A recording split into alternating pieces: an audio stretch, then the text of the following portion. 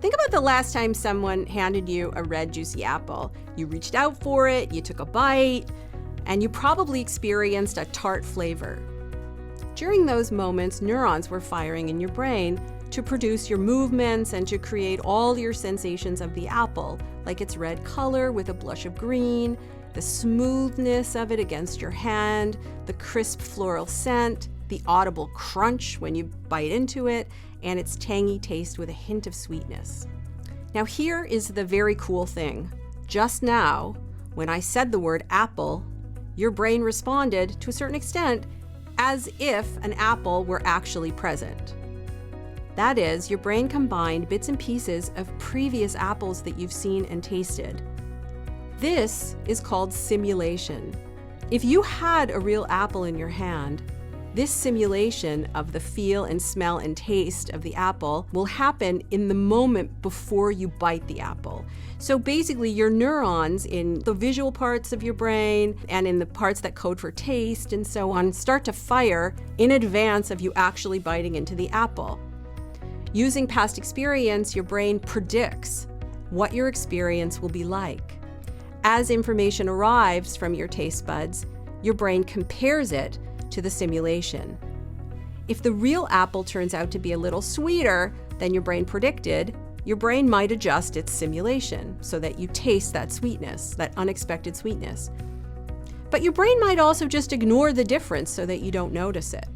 The apple example is no different from what you're doing right now.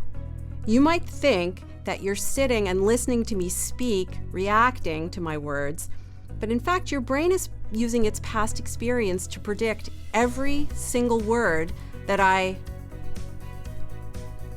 say. Now let's apply this logic to emotion. Suppose you're walking alone in the forest and you hear some rustling of leaves. As always, your brain will launch predictions. In this example, your brain will predict that there's a snake nearby. It begins to simulate the sights and sounds of a snake and prepares your body for action, say, to run.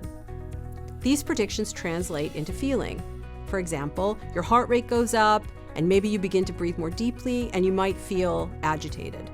So what happens next? Well, there are three possibilities. Maybe the snake slithers out from the bush, the sensory input matches your prediction, and so you run.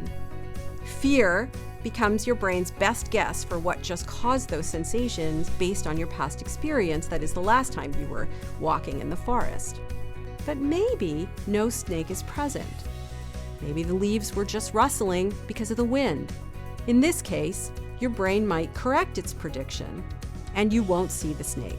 But because of your original simulation, you'll still feel agitated, and you'll make sense of that feeling in some other way.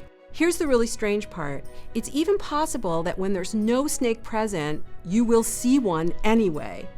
It's similar to experiencing an optical illusion like this one. There is no white square in this picture, but your brain is simulating one so you actually see it.